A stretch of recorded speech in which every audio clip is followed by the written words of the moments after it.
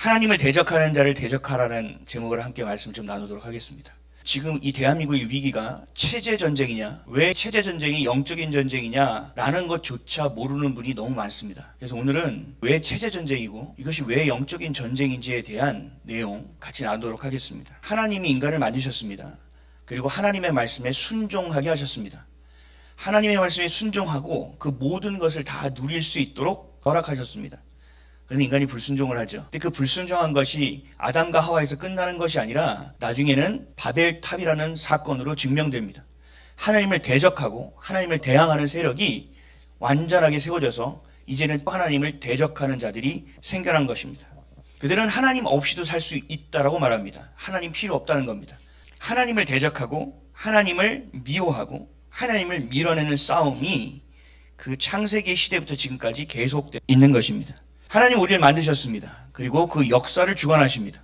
그리고 역사 가운데 하나님의 섭리를 통하여 우리와 함께 그 역사를 이루어가고 계십니다. 그러나 그 가운데서도 그것을 인정하지 않고 하나님을 대적하려는 자들, 그리고 하나님을 따르는 순종하는 자들을 무너뜨리기 위한 자들이 그 바벨탑의 시대 때처럼 지금까지 존재하고 있습니다.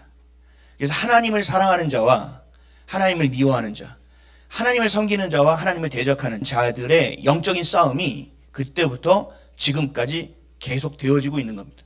그것이 지금 우리의 시대로 와서는 눈에 보여지는 것이 공산주의와 자유민주주의라는 체제 싸움으로 보여지는 것뿐입니다. 동일한 싸움이 지금까지 있는 것입니다. 예수님이 오시는 그날까지 아마 이 싸움은 계속 되어질 것입니다. 메소포타미아 문명 안에서 시작하여 바벨론 제국, 그리고 메데바사, 페르시아, 그리고 헬라, 그리스, 그리고 로마에 이르기까지 우리가 볼 때는 어떤 역사적인 순환점 가운데 나라들이 세워지고 무너지는 것이 연결되어 있는 것처럼 보여지지만 역사적 산물이 아닙니다. 다니엘서를 보게 되면 이렇게 세워진 모든 제국이 하나님을 대적한 제국으로 세워졌고 하나님의 민족과 하나님의 나라를 물어뜯고 무너지는 존재로 쓰임받았다는 사실이 다니엘서에 기록되어 있습니다. 실제로 그리스 로마 신화를 보면 결국 하나님은 없다라는 내용입니다. 인간 스스로가 살아갈 수 있다. 그리고 그 안에서 수많은 성적인 타락과 인간의 죄성이 드러나게 됩니다. 그 안에 하나님은 없습니다. 그리스 철학이라는 것은 지금의 문명에까지도 굉장한 영향을 주고 있는 철학입니다. 로마 시대는 전 세계를 지배했던 대단한 제국이었지만 그 내용물을 보면 그 핵심은 거의 대부분 그리스의 것을 가지고 있습니다. 그리스의 철학과 그리스의 문화입니다. 이들이 어떻게 하면 하나님 없이도 행복할 수 있느냐, 어떻게 하면 하나님 없이도 구원받을 수 있느냐를 연구한 것이 바로 그리스 철학입니다. 여러분들이 학교 다닐 때 배웠던 스토아 철학, 에피쿠로스 학파, 그 소크라테스, 플라톤, 아리스토텔레스, 이 사람들이 전부 다 하나님 없이도 구원이 어떻게 이루어질 수 있는가를 연구했던 사람이고 하나님 없이도 어떻게 하면 행복할 수 있느냐를 고안했던 사람입니다. 그 사람부터 시작하여 수많은 철학의 사조들이 바뀌어왔습니다.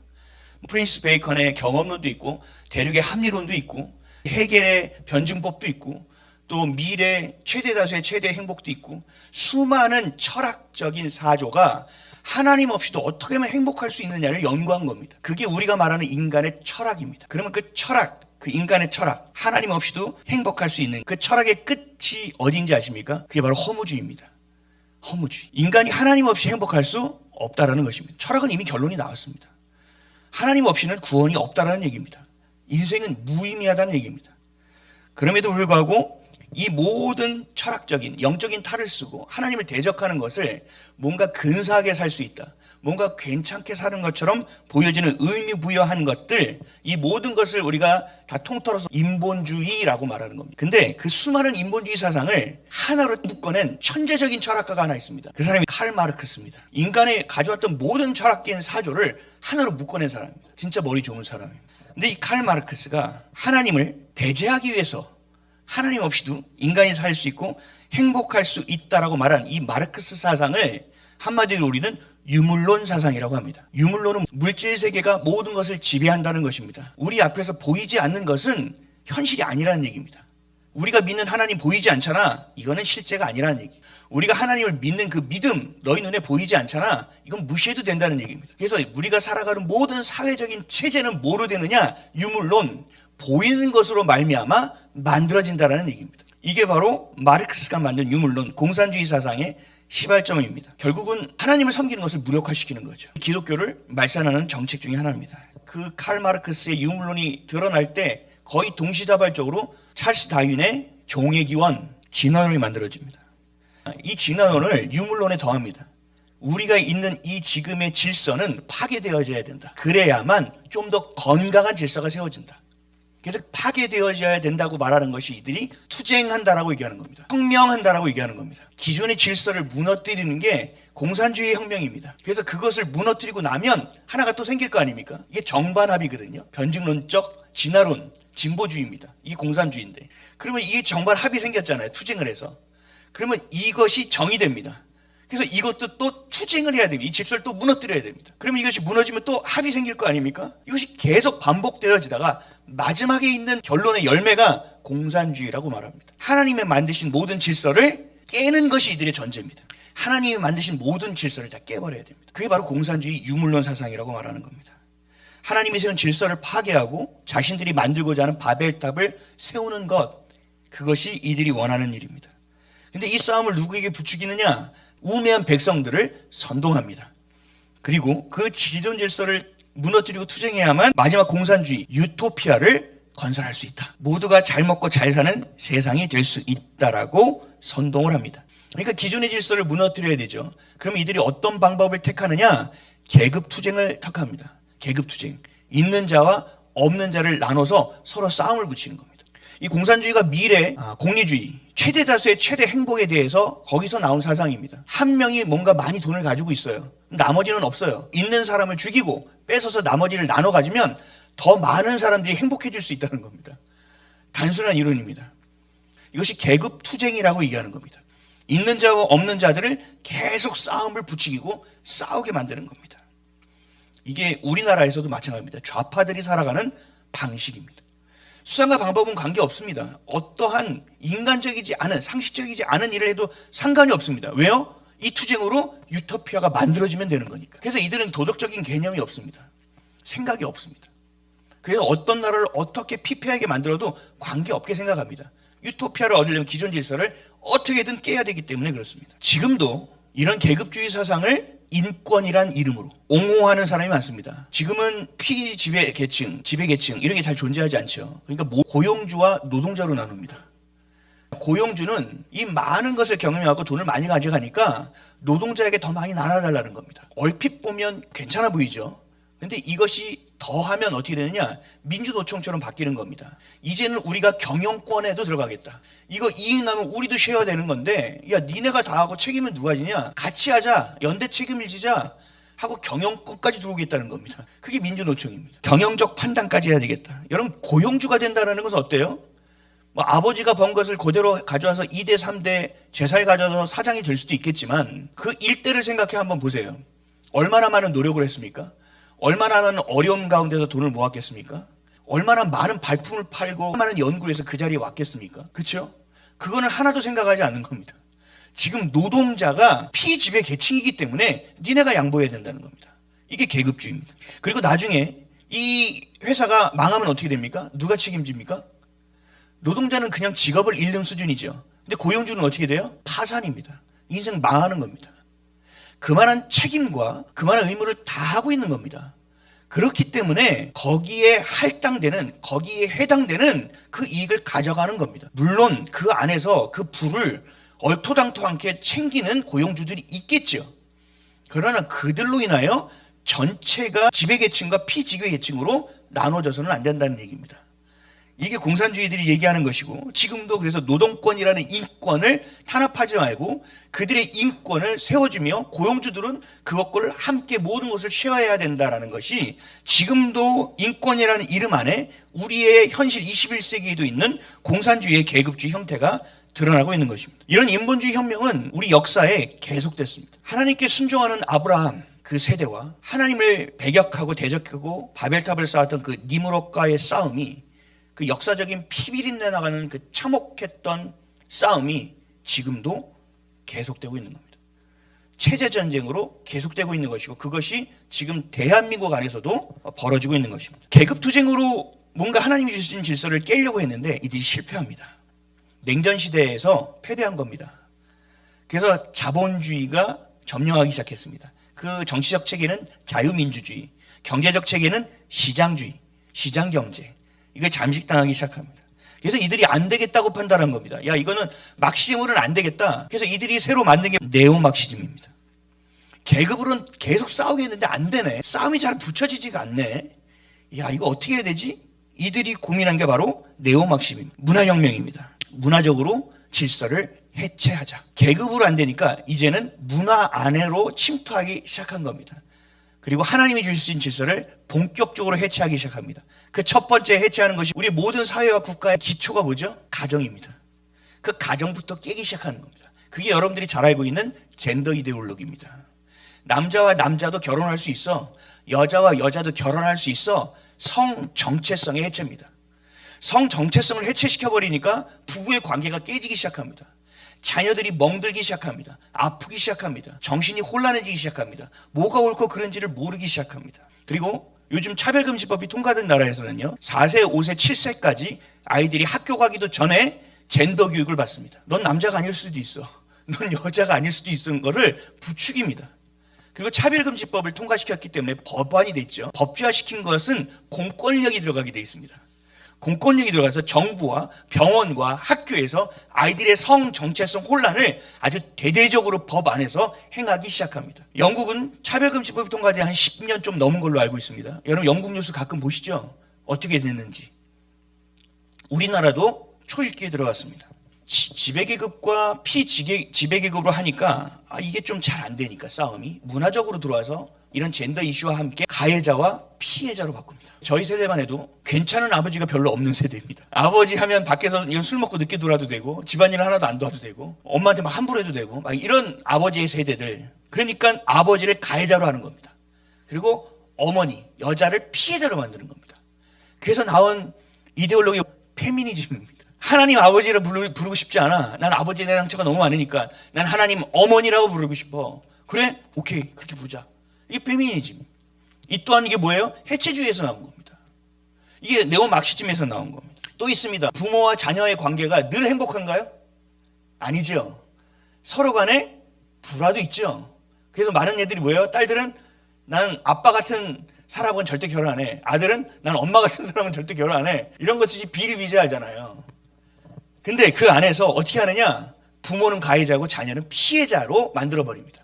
그래서 자녀는 부모에게 대항해도 되는 겁니다. 그러면서 깨는 게 부모의 권위입니다. 부모의 권위를 해체시켜버립니다. 성경을 통해서 보면 부모의 권위는 하나님의 말씀을 전수하는 하나님의 권위입니다. 하나님이 주신 권위, 자녀에게 말씀을 가르칠 수 있는 권위입니다. 그래서 자녀들에게 부모를 향하여 순종하라고 말씀하신 겁니다. 근데 그 권위를 깨버리는 겁니다. 가정에서 더 이상 부모가 하나님 말씀을 자녀들에게 가르칠 수가 없게 됩니다. 학교도 마찬가지입니다. 저 때는요, 선생님이 대걸레로 때렸습니다.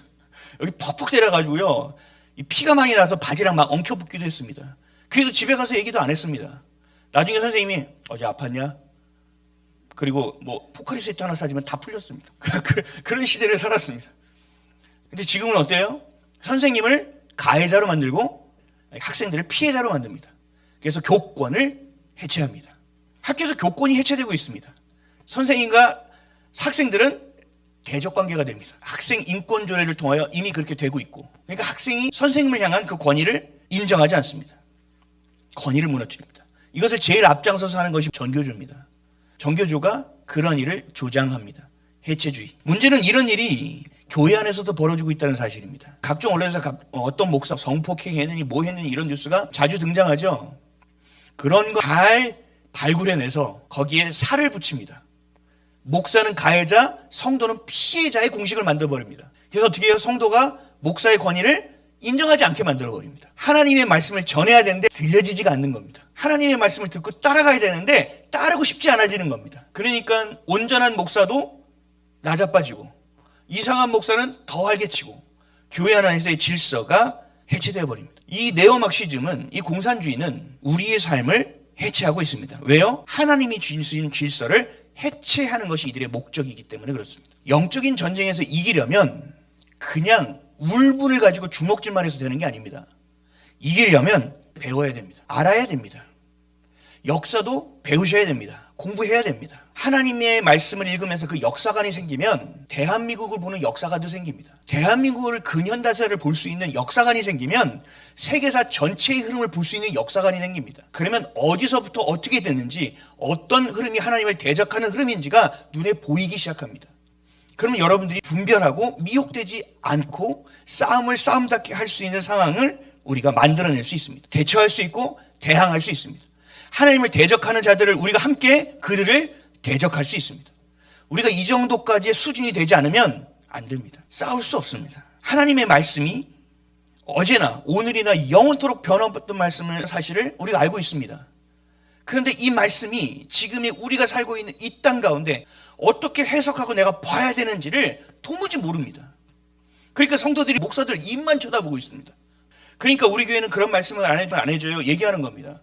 아니요. 여러분들이 얘기하면 되는 겁니다. 여러분들이 깨어나서 지금의 시대 가운데 어떻게 흘러가고 있는지를 여러분들이 보셔야 되고, 그 가운데 하나님의 말씀이 주신 것이 지금의 상황 가운데 어떻게 주님께서 풀어놓아 주는지를 해석할 수 있는 수준이 되셔야 됩니다. 밖을 볼 때 창문을 통하여 밖을 바라보는 것처럼 말씀이라는 창을 통하여 세상을 볼 수 있는 눈이 여러분한테 생겨야 됩니다. 예수 그리스도라는 안경을 끼지 않으면 세상을 볼 수 없는 겁니다. 세상 사람들 같이 똑같이 보여지는 겁니다. 무슨 전쟁을 합니까? 이게 체제전쟁이라고? 난 아닌 것 같은데. 좌파는 좀 나빠. 내가 꼭 보수는 아닌데 그래서 이쪽이 좋은 것 같은데. 이렇게 뜨뜻미지근하게 뭐가 적이고 뭐가 아군인지도 모르고 그냥 그렇게 살아갈 수밖에 없다는 겁니다. 여러분 아셔야 됩니다. 특히 역사를 공부해야 됩니다. 과거의 역사를 뺏긴 자들에게 미래가 없습니다. 미래가 없습니다. 우리가 오늘을 통하여 사도행전 29장을 성령과 함께 써내려가야 됩니다. 역사를. 그런데 그 역사까지도 다 모조리 빼앗겨 버리는데 우리가 그 다음 세대에게 무엇을 줄 수 있습니까?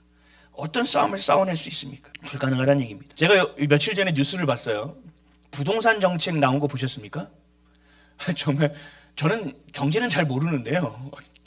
딱 봐도 헛소리구나라는 생각을 할 수밖에 없습니다. 이거는 초등학교 애들도 아는 겁니다. 참 무슨 규제를 해서 집을 못 사게 한다. 이건 공산주의 아닙니까? 이게 도대체 우리나라가 맞습니까? 뭐 세금을 많이 매기면 뭐 집을 안 가질, 말도 안 되는 소리를 하고 있습니다. 아주 시장 경제를 이해를 못하는 사람입니다. 뭐 그 재산세를 더 늘리면 뭐 팔 거라고요? 아니요. 집값이 계속 오르고 있는데요.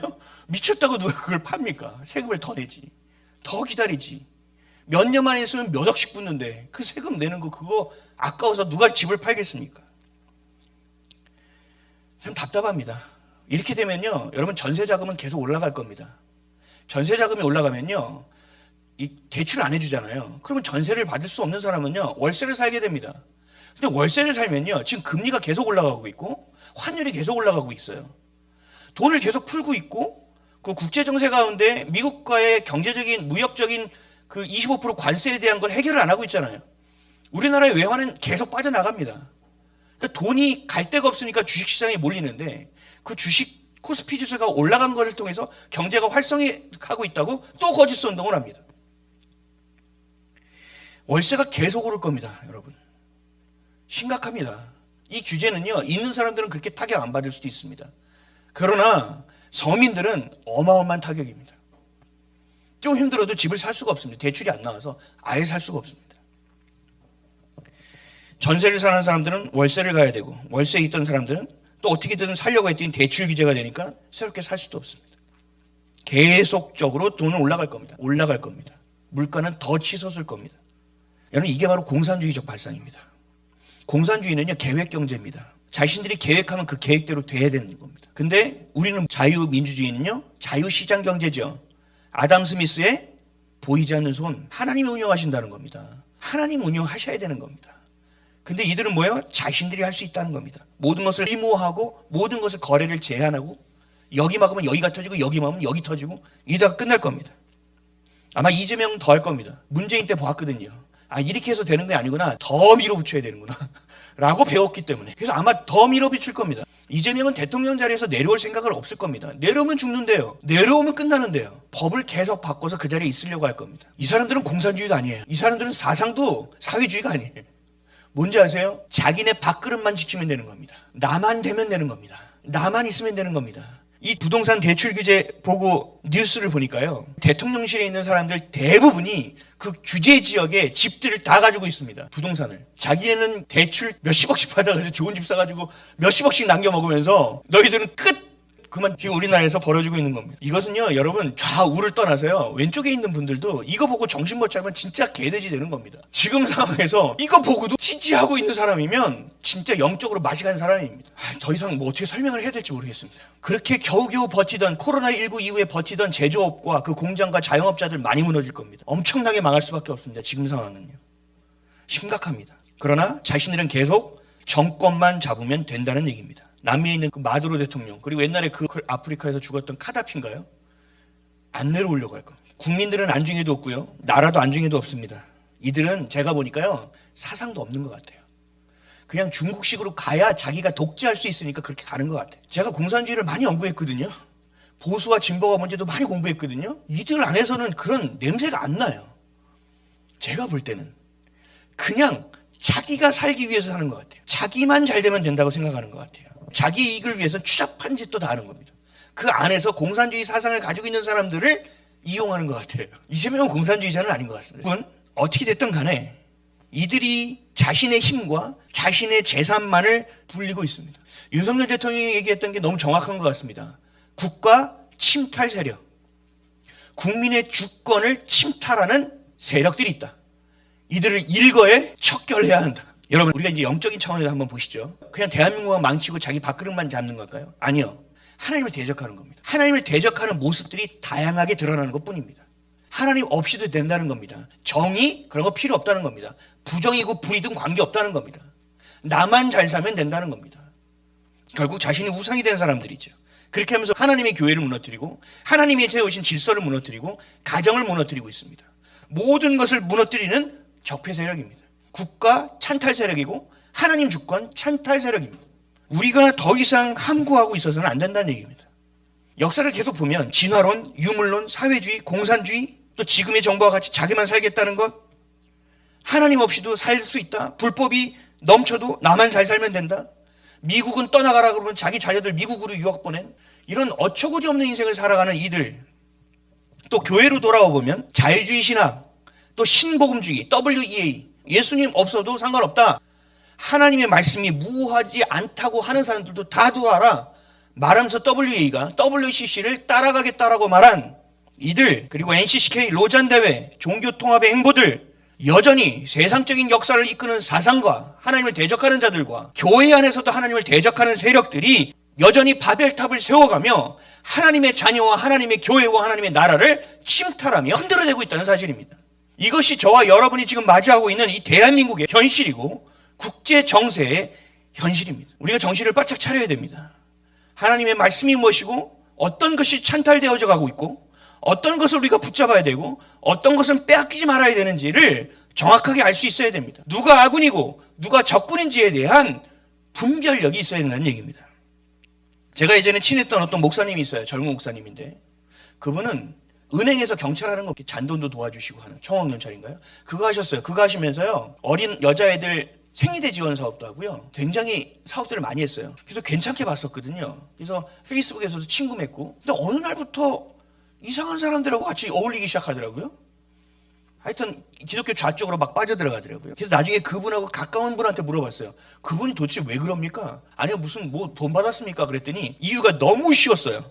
이분은요, 전통적인 교회를 무너뜨리는데 목숨을 걸고 있다는 겁니다.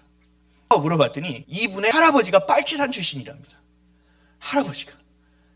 그게 빨치산 출신이었으니까 이분의 아버지는 잘 살았을까요? 엄청 가난하게 힘들게 사는 겁니다. 그것을 보면서 자라면서 이 아이가 나중에 목사가 되어 보수 정권이라는 얘기만 들으면 온몸에서 두드러기 올라와서 나가는 겁니다. 무너뜨려야 된다는 겁니다.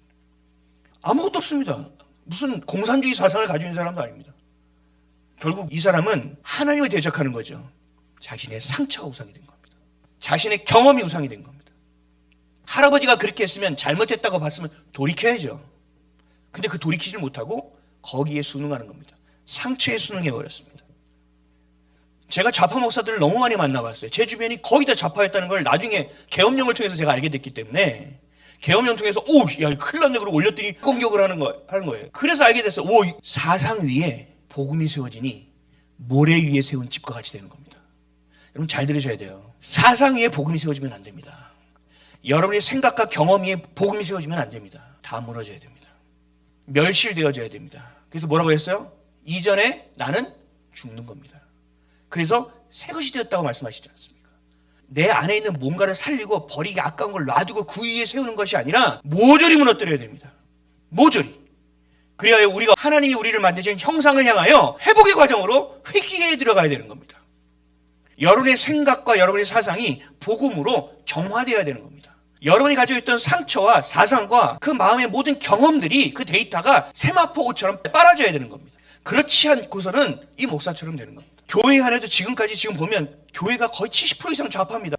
왜 이렇게까지 됐느냐? 예수 그리스도가 위에 있는지 알았더니 보니까 그 밑에 자기의 것이 깔려 있는 겁니다. 자기가 살아왔던 것들이 깔려 있는 겁니다. 이러니까 어떻게 복음을 가져갈 수 있습니까? 내 안에 내가 많은데 어찌 내 안에 주님을 주님으로 모시고 살 수 있단 말입니까? 모래 위에 지은 집입니다. 성경은 말씀하셨어요. 모든 것들을 무너뜨리고 그 위에 먼저 복음이 세워져야 된다.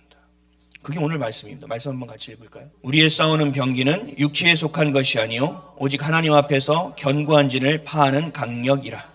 모든 이론을 파하며 하나님 아는 것을 대적하여 높아진 것을 다 파하고 모든 생각을 사로잡아 그리스도에게 복종케 하니 너희의 복종이 온전히 될 때에 모든 복종치 않는 것을 벌하려고 예비하는 중에 있노라. 너희는 외모만 보는도다. 만일 사람이 자기가 그리스도에게 속한 줄을 믿을진데 자기가 그리스도에게 속한 것 같이 우리도 그러한 줄을 자기 속으로 다시 생각할 것이라. 아멘. 여러분 아멘이십니까? 하나님을 대적하는 일에는 이들은 수단과 방법을 가리지 않습니다. 여러의 상처가 좀 있고 힘들어 우쭈쭈 아니요. 그걸 이용해 먹습니다.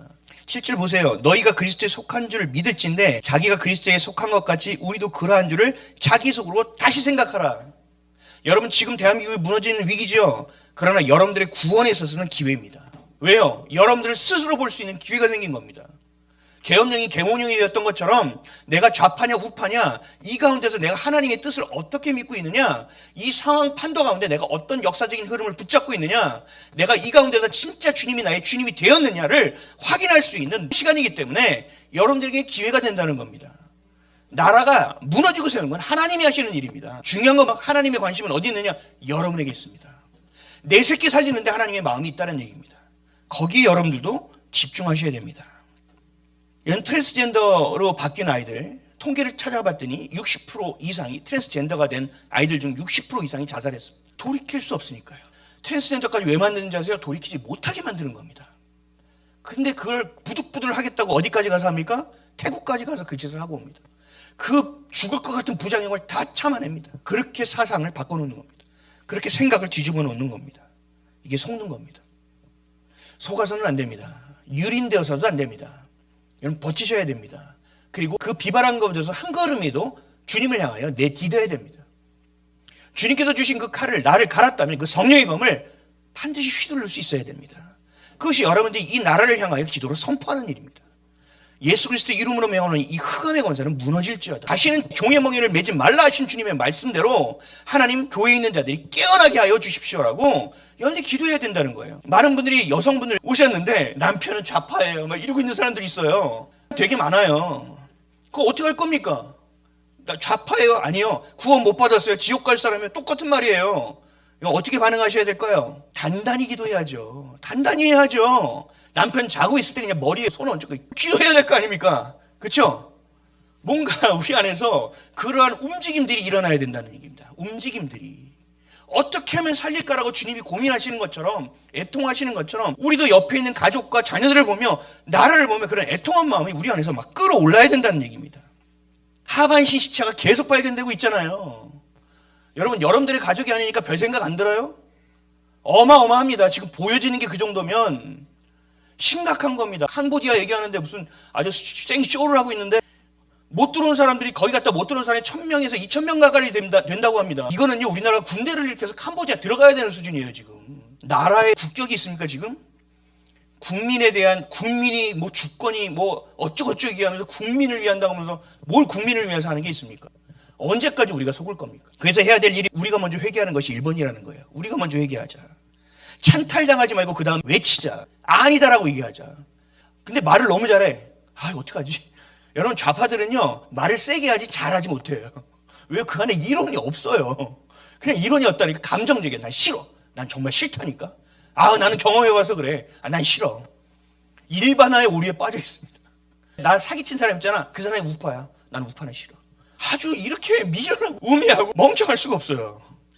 그러니까 우리 주권이 침탈당하고 있는데도 말 한마디 못하고 있는 겁니다. 우리 마태복음 말씀 한번 볼까요? 주님께서 이렇게 말씀하셨어요. 너희는 이렇게 기도하라. 이름이 거룩히 여김을 받으시옵소서. 우리 찬양하고 경배하는 것이 우리의 삶의 가장 중요한 목적입니다. 그 다음 뭐예요? 나라의 임하옵시며 하나님 제발 이곳에 임하여 주십시오.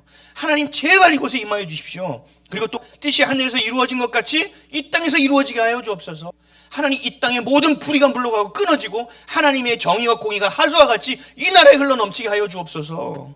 오늘날 우리에게 일용할 양식을 주옵시고 먹고 사는 것 걱정하지 않게 하옵소서. 그의 나라와 그의 의를 구하라. 그러면 내가 이 모든 것을 더하시라 또 약속하셨사오니 하나님 그렇게 기도하오니 주여 임하여 주옵소서. 죄 지은 자를 사하여 준 것 같이 우리의 죄를 사하여 주옵시고 죄 지은 자를 사하여 준 것 같이 그들의 죄를 먼저 사하시라고요. 용서하시라고요. 지금 우리가 그런 조그만 싸움을 싸울 때가 아니란 말이에요. 나라를 잃으면 다 잃어버린다니까요. 여러분, 지금이 위기인 줄 아시죠? 이 위기 때 우리가 해야 될 것이 이런 기도입니다. 하나님 속히 임하여 주옵소서. 우리를 구해 주세요. 이런 기도가 아니라 이 가운데서도 하나님께서 용인하셨사오니 하나님이 하실 일, 그 뜻이 하늘에서 이루어진 것처럼 여기도 이루어지게 하여 주옵소서. 하나님, 우리가 할 것이 없어, 할 수 있는 것이 없고 무기력하고 무능하지만 주님을 향하여 무릎 꿇고 기도하오니 우리의 기도가 재료가 되게 하여 주시어서 하나님의 일이 행하여질 수 있도록 기도를 우리가 해야 되는 줄 믿습니다. 그렇게 살아가고 그렇게 기도하며 그렇게 힘껏 살아가는 저와 여러분 되시기를 주님의 이름으로 축복합니다.